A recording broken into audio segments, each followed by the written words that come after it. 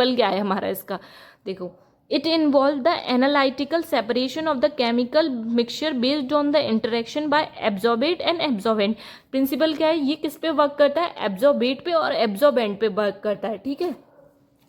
The more affinity molecule of particular component less will be it's movement, मतलब कि जिनकी चिपकने की क्षमता बहुत ज़्यादा है, जो जल्दी चिपकेंगे उनका मूवमेंट बहुत कम होगा, ये बता रहा है, ठीक है।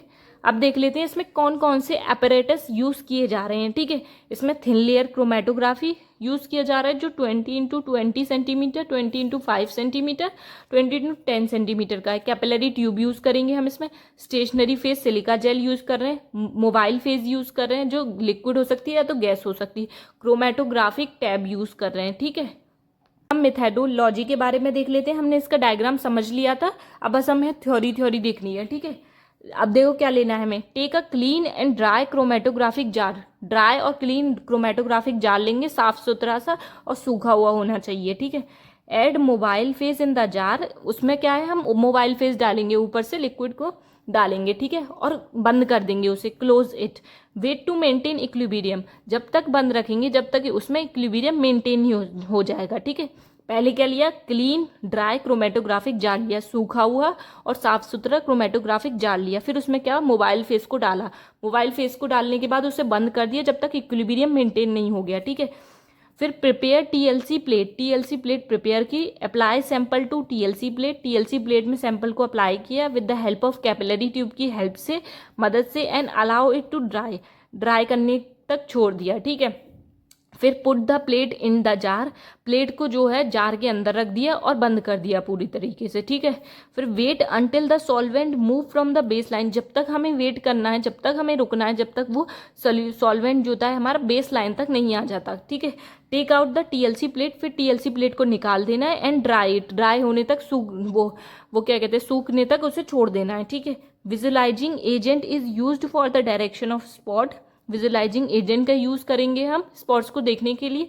And then retention factor RH values calculate, फिर RH वैल्यू को कैलकुलेट कर लेंगे। एक बार हम इसे पहले शुरू से समझ लेते हैं। देखो क्या है, हमें साफ सुथरा क्लीन सूखा हुआ जार लेना है, उसमें क्या करना है, हमें मोबाइल फेस को ऐड करना है, फिर उसे बंद कर देना है जब तक वो इक्विलिब्रियम मेंटेन नहीं होता, ठीक है। फिर टीएलसी प्लेट प्रिपेयर करनी है, टीएलसी प्लेट प्रिपेयर करने के बाद उसमें सैंपल डालना है कैपिलरी ट्यूब की हेल्प से और सूखने के लिए छोड़ देना है, ठीक है। फिर टीएलसी प्लेट को जार के अंदर रख देना है, फिर बंद कर देना है। फिर सॉल्वेंट को जो होता है तब तक वेट करना है जब तक वो बेस लाइन तक नहीं आ जाएगा। फिर टीएलसी प्लेट को निकाल लो, फिर उसे सूखने के लिए छोड़ दो, फिर विजुलाइजिंग एजेंट का यूज करेंगे। फिर उसके बाद RH फैक्टर को हम कैलकुलेट कर लेंगे, ठीक है। अब देखो, अब इसके एप्लीकेशंस देख लेते हैं, एप्लीकेशंस क्या क्या हैं, ठीक है।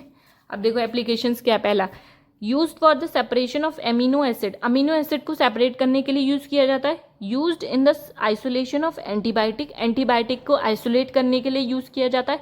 Used in the identification of carbohydrate, carbohydrate को आइडेंटिफाई करने के लिए यूज किया जाता है। Absorption chromatography use to isolate and determine the peptide and protein, किसके लिए यूज किया जाता है, प्रोटीन और पेप्टाइड को डिटरमाइन और आइसोलेट करने के लिए यूज किया जाता है। Separate high molecular weight compound, जिनका वेट बहुत ज़्यादा होता है, मॉलिक्यूलर वेट ज़्यादा होता है, उनको सेपरेट करने के लिए भी एब्जॉर्प्शन क्रोमेटोग्राफी का यूज़ किया जाता है। Analysis of plant pigment, fat soluble vitamins के लिए भी यूज़ किया जाता है, ठीक है, पता करने के लिए प्लांट पिगमेंट कौन कौन से हैं, फैट सॉल्युबल वाइटामिन्स कौन से हैं, उनको पता करने के लिए। सेपरेशन ऑफ एरोमेटिक और aliphatic non polar compound such as lipids को, इनमें भी एब्जॉर्प्शन क्रोमेटोग्राफी का यूज़ किया जाता है, ठीक है। अब हमारे कंप्लीट हो गए, एप्लीकेशंस कंप्लीट हो गए।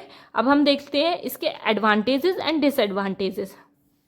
अब देखो एडवांटेजेस क्या है, it can be used to separate any type of mixture, किसी भी तरह का मिक्सचर को सेपरेट करने के लिए यूज़ किया जाता है। It is use to separate any quantity of mixture, किसी भी क्वांटिटी की होनी चाहिए, ज़रूरी नहीं है कि इसी क्वांटिटी की चाहिए, किसी भी क्वांटिटी की हो जाए, कितना भी हो वो मिक्सचर, उसको सेपरेट करने के लिए यूज़ किया जाएगा।